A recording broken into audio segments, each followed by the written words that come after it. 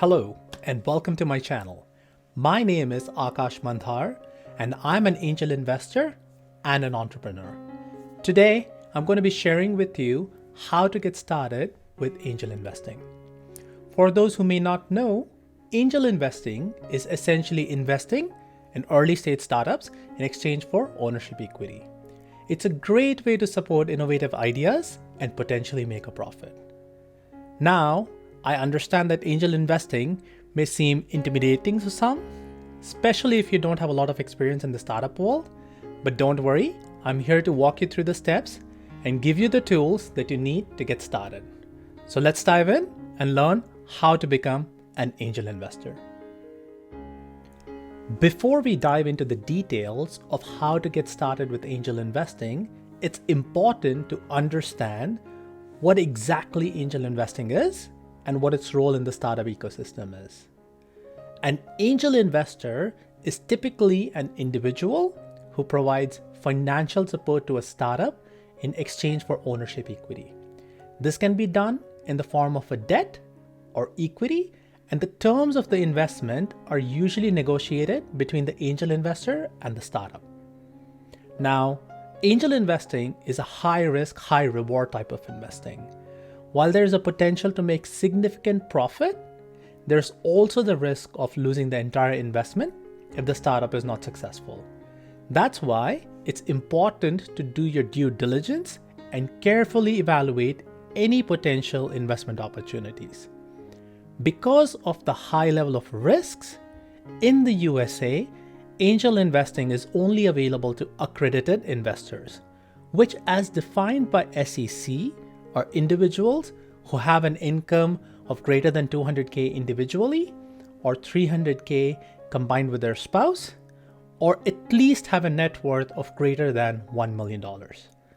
Other countries have similar criteria too, so do your research before you go down the path of becoming an angel investor. But despite the risks, angel investing can be a very rewarding experience. Not only do you have the opportunity to potentially make a profit, but you also have a chance to support and mentor young entrepreneurs as they grow their business. So now that you have a better understanding of what angel investing is, let's move on to how to find investment opportunities. So, you've decided that you want to get involved in angel investing, but where do you even begin to find investment opportunities? Well, there are a few different ways you can go about it. One way is through networking. This can be done through industry events, startup pitch events, or even just reaching out to people in your personal and professional network. By building relationships with other investors and entrepreneurs, you may come across potential investment opportunities. Another way is through online platforms. There are many websites and apps out there that connect angel investors with startups looking for funding. Some examples include AngelList, Seeder, and Gust. Another way is to join an angel group, which is a group of individual investors who pool their resources together to fund startup companies. I, for example, am part of Alliance of Angels Group in Seattle. We are a group of over 150 individual investors who invest in early stage startups in the Pacific Northwest. We share our resources in finding and evaluating startups, but our investment decisions are done individually. And finally, you can also find investment opportunities through pitch events. These are events at which startups pitch their ideas to a group of investors with the goal of securing funding. Many cities have their own pitch events, so do some research and see if there are any in your area. Now, it's important to note that finding investment opportunities is just the first step.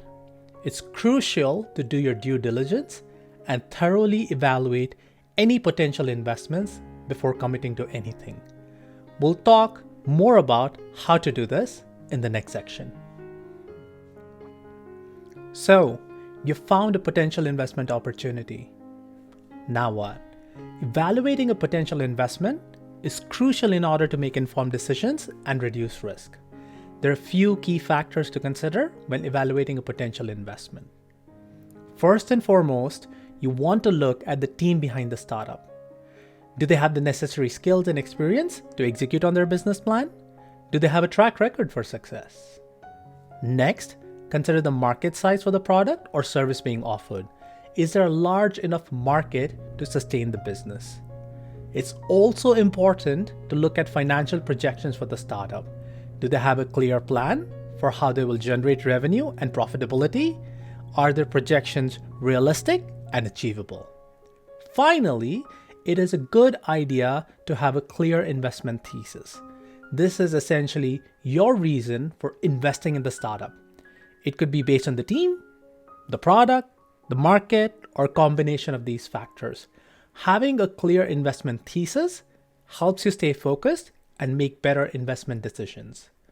Remember, evaluating a potential investment takes time and effort, but it's worth it in the long run to ensure you're making informed decisions. Investment.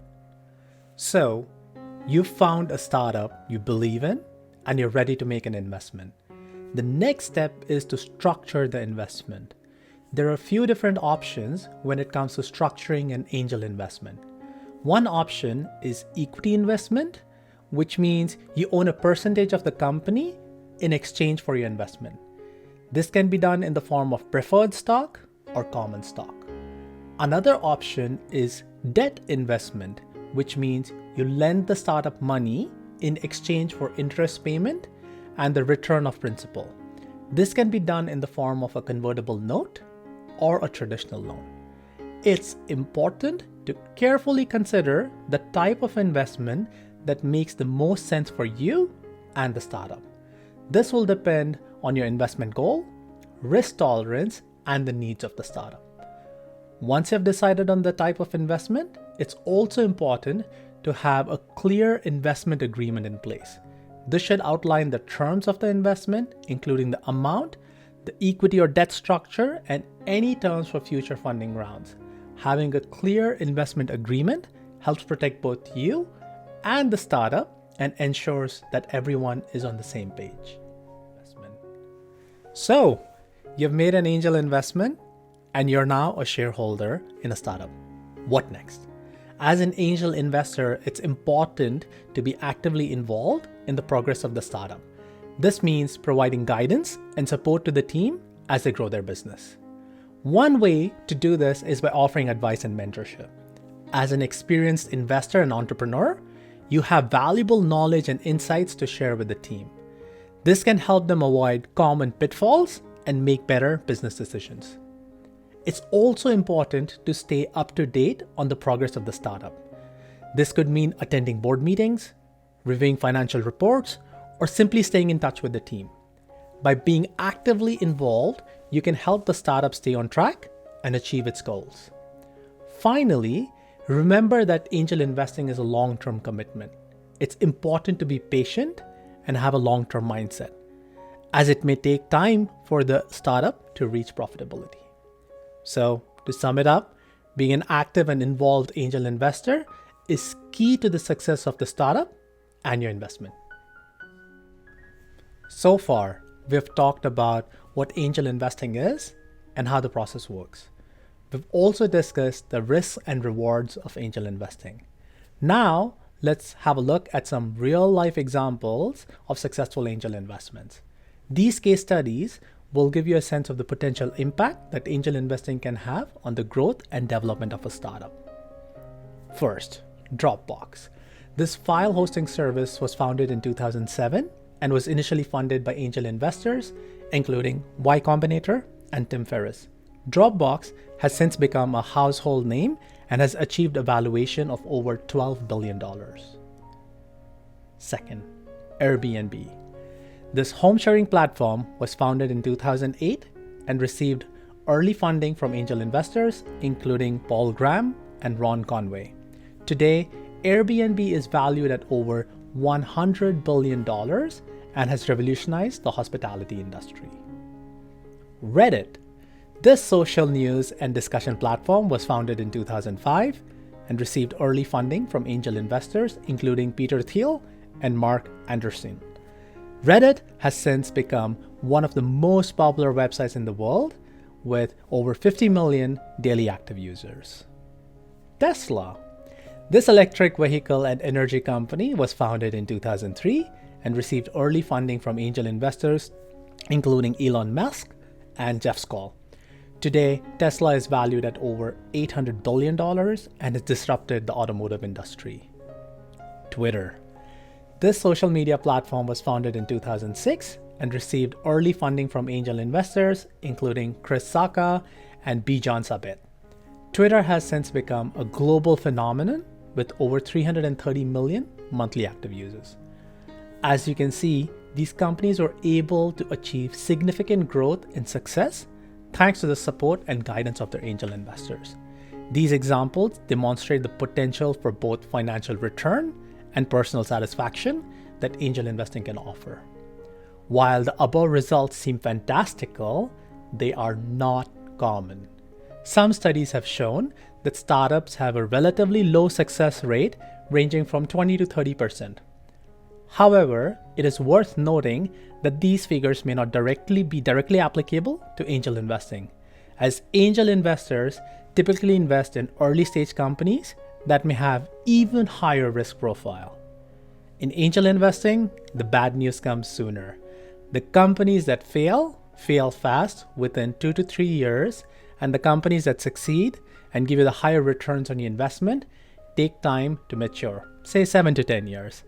As a result, successful angel investors think and operate on a long-term horizon. Well, that concludes a discussion on how to get started with angel investing. To summarize, we covered what angel investing is and its role in the startup ecosystem, how to find investment opportunities, how to evaluate a potential investment, how to structure the investment, and how to manage the investment. I hope this video has provided you with the knowledge and tools you need to get started with angel investing. Remember, it's a high risk, high reward type of investing, so be sure to do your due diligence and carefully consider any potential investments. If you're interested in learning more about angel investing, there are plenty of resources out there. You can join angel investing groups, attend pitch events, or even take online courses. Thank you so much for watching, and I hope you found this video useful. If you did, don't forget to give it a thumbs up and subscribe to my channel for more helpful videos like this one. Until next time, happy investing. Bye-bye.